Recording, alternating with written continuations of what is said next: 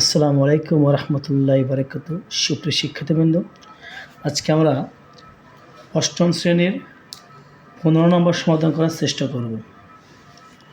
তো আমরা অঙ্কটা এক নজরে দেখার চেষ্টা করি। রড্রিগেজ গোমেজ 3 বছরের জন্য 10,000 টাকা এবং 4 বছরের জন্য 15,000 টাকা ব্যাংক থেকে ঋণ নেয়। নিয়ে মোট 9,900 টাকা মুনাফা দেন। উভয় ক্ষেত্রে মুনাফার হার সমান হলে মুনাফার হার নির্ণয় করো। তো আমরা অঙ্কটা সমাধান করার চেষ্টা করি। 3 বছরের জন্য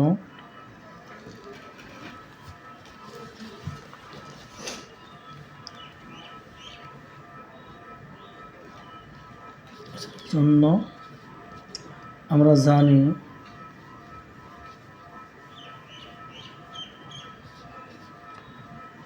আই সমান PNR। তো এখানে পি হচ্ছে 10,000 টাকা, এটা এন, যেহেতু আর নেই আরটাই বের করতে হবে। তোমরা লিখতে পারি যে পি সমান 10,000, এন 3 বছর, আর আর এর মান যেহেতু নেই আরটা রেখে দিলাম। তো অতএব আই সমান 3 × 30,000 আর। আবার 4 বছরের জন্য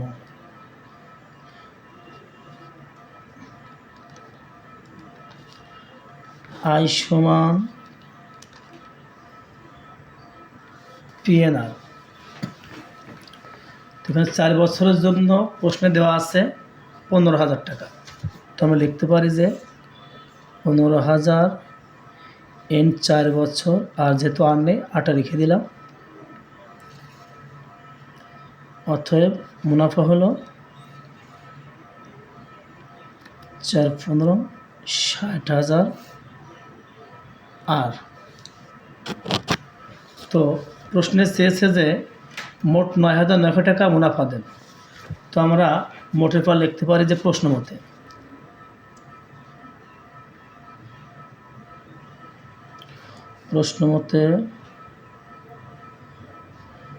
30,000 আর যোগ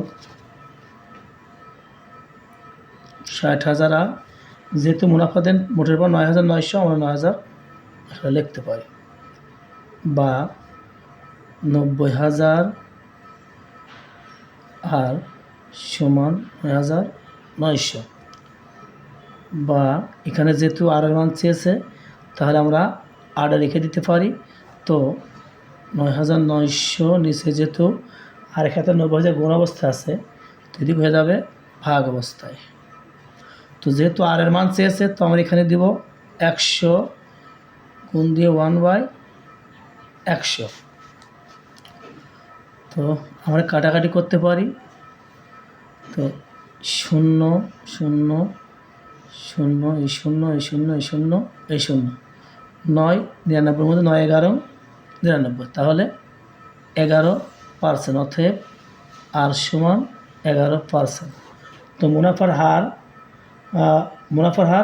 11%। তো লিখতে পারো অতএব উত্তর 11%। সুপ্রিয় শিক্ষার্থীবৃন্দ, ভিডিও যদি ভালো লেগে থাকে তাহলে লাইক, কমেন্ট, শেয়ার, সেই সাথে সাবস্ক্রাইব করে বেল আইকনটি ক্লিক করে আমাদের পাশে থাকো, যাতে আমাদের ভিডিওটি আপলোড হওয়ার সাথে সাথেই তোমরা নোটিফিকেশন পেয়ে যাও। আসসালামু আলাইকুম ওয়া রাহমাতুল্লাহি ওয়া বারাকাতুহু।